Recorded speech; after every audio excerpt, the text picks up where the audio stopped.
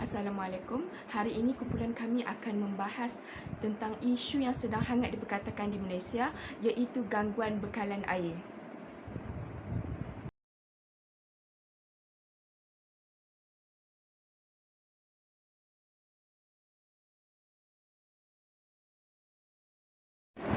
Assalamualaikum. Nama saya Musfirah Najwa binti Mahazir. Nombor matrik saya 2022-912417. Hari ini kita akan memulakan perbincangan kita untuk kita mengetahui terlebih dahulu apa itu bekalan air yang bersih. Bekalan air yang bersih ialah satu situasi di mana air hujan yang terkumpul di sungai akan mengalir ke empangan. Bekalan air kepada pengguna akan melalui satu sistem rangkaian saluran paip yang akan membawa air ke loji pembersihan air. Dalam sistem bekalan air, air yang dirawat haruslah melalui 6 fasa pembersihan air sebelum ia diedarkan kepada pengguna. Begitu, kita mengetahui bahawa banyak negeri yang telah berlaku gangguan bekalan air seperti Kedah, Selangor dan juga Kelantan. Ia telah menyukarkan penduduk dan juga pelajar yang berada di negeri tersebut untuk melakukan aktiviti harian mereka seperti mandi, memasak dan juga membasuh. Malahan daripada itu, sebanyak 20,000 orang pelajar yang berada di Universiti Malaysia Sabah terpaksa menghadapi masalah bekalan air. Ia bukan sahaja memberi impak kepada penduduk setempat, namun begitu ia memberi impak pada pelajar IPT. Assalamualaikum warahmatullahi wabarakatuh. Pertama sekali, izinkan saya memperkenalkan diri. Nama saya Nurul Aimanah Jawati Syamsuri dan nombor pelajar saya ialah 2022-940445. Saya akan membincangkan tentang apakah faktor-faktor yang membawa kepada permasalahan gangguan bekalan air yang kerap kali berlaku di negara kita. Di sini, saya mengetengahkan 3 faktor berlakunya masalah gangguan bekalan air, antaranya adalah peningkatan suhu global, kerosakan peralatan dan paip pecah, serta pencemaran sumber air. Faktor yang pertama ialah peningkatan suhu global. Ini adalah antara faktor yang menyebabkan bekalan air bersih berkurangan. Suhu persekitaran yang meningkat menyebabkan kehilangan air daripada proses penyejatan yang berlaku. Peningkatan suhu global juga menyebabkan kadar penyejatan air ke atmosfera sangat tinggi.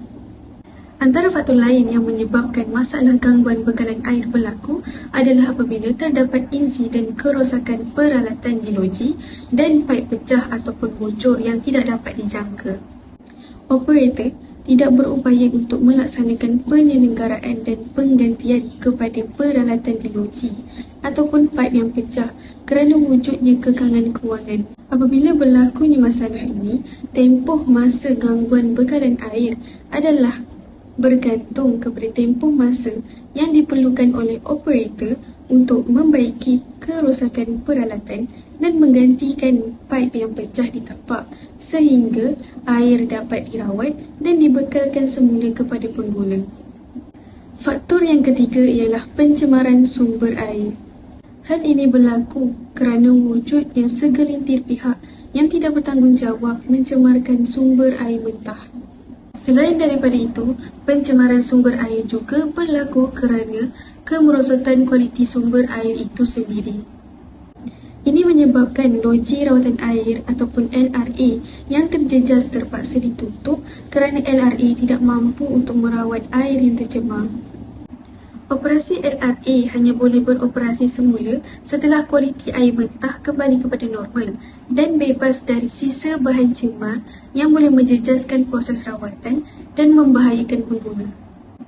Tempoh masa gangguan bekalan air adalah bergantung kepada tempoh masa yang diambil untuk mengembalikan kualiti air mentah ke tahap yang selamat untuk dirawat serta tempoh masa yang diambil untuk merawat dan mengagihkan semula air kepada pengguna. Berikut adalah 3 faktor yang boleh saya ketengahkan. Sekian daripada saya. Terima kasih. Assalamualaikum warahmatullahi taala wabarakatuh. Nama saya Muhammad Fakhruddin bin Zainal Abidin. Saya akan menerangkan serba sedikit mengenai kesan-kesan permasalahan gangguan air. Seperti yang kita sedia maklum, masalah gangguan air ini sangat sinonim di Malaysia.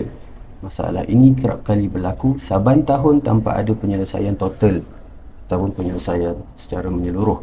Ianya berlaku di kebanyakan kawasan perkampungan dan juga pedalaman, tetapi tidak bermakna kawasan-kawasan yang berkembang pesat seperti di bandar atau di ibu kota tidak terjejas. Perkara ini amatlah membimbangkan kerana akan mendatangkan banyak mudarat kepada penduduk di Malaysia. Justru itu, saya akan menerangkan terlebih dahulu kesan buruk permasalahan gangguan air. Kesan yang pertama ialah kekurangan bekalan air bersih. Apabila berlakunya krisis air, bekalan air bersih terpaksa dicatu, dan apabila air terpaksa dicatu akan berlakunya dehidrasi kerana kekurangan air di dalam badan.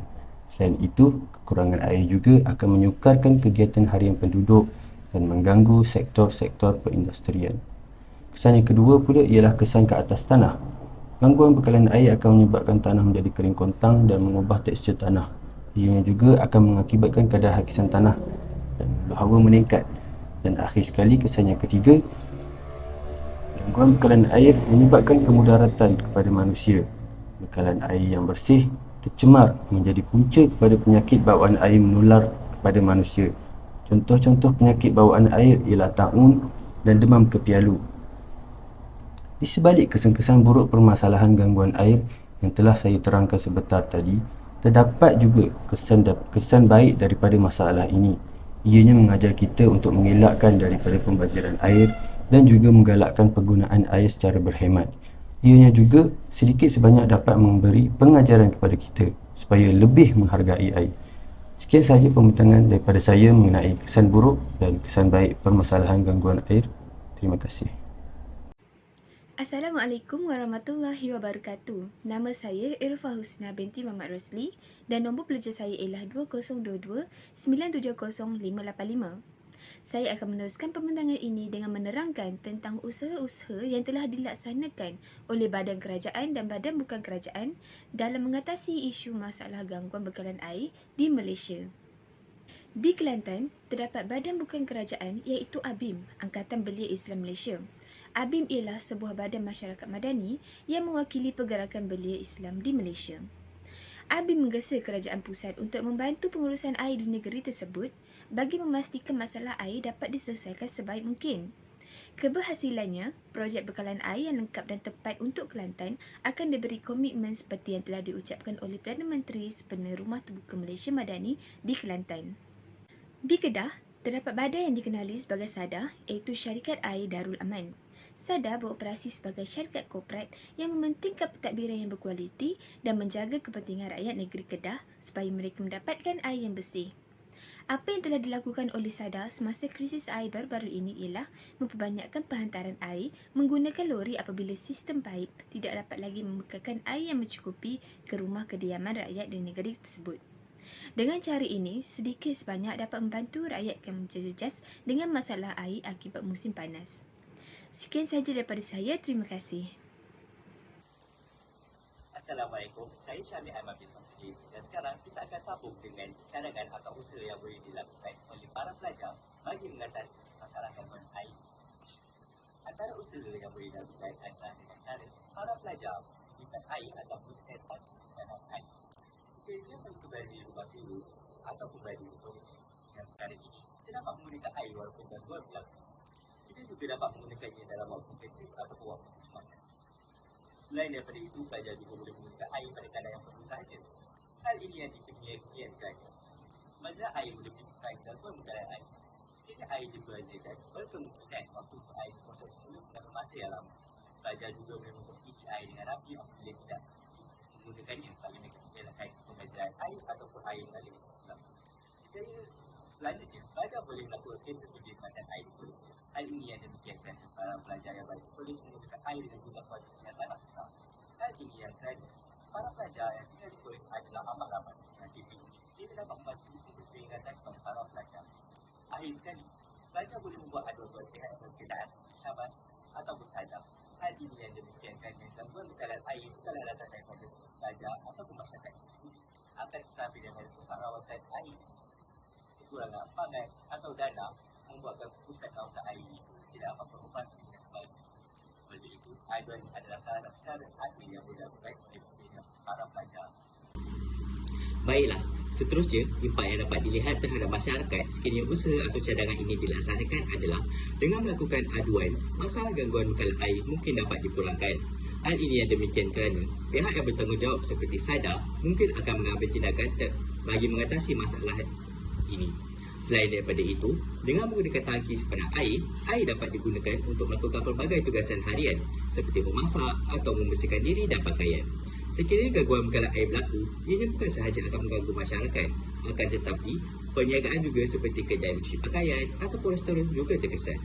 Seterusnya, impak pada pelajar adalah pembelajaran dapat diteruskan seperti biasa, secara bersemuka. Hal ini yang demikian kerana para pelajar perlu menyiapkan diri bagi menghadiri kelas secara bersemuka. Terdapat juga pelajar yang menginap di kolej dan rumah sewa. Sekiranya ketiadaan air berlaku, para pelajar akan sukar untuk menyiapkan diri mereka bagi menghadiri kelas secara bersemuka. Akhir sekali, dengan adanya kempen kesedaran, pelajar dapat memupuk dan meningkatkan kesedaran di dalam diri tentang gangguan bekalan air yang sering berlaku di kawasan kediaman di kolej maupun rumah sewa mereka.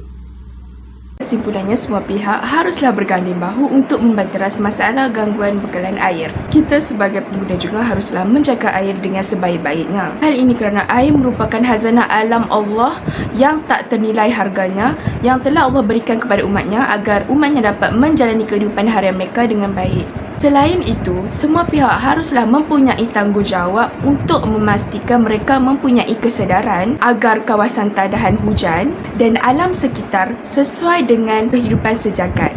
Dengan melibatkan semua pihak untuk menangani isu ini, mampu memastikan kelangsungan hidup masyarakat di Malaysia. Itu sahaja sedikit ulasan yang dapat kami berikan untuk isu gangguan bekalan air ini. Sehingga berjumpa lagi. Assalamualaikum. Bye.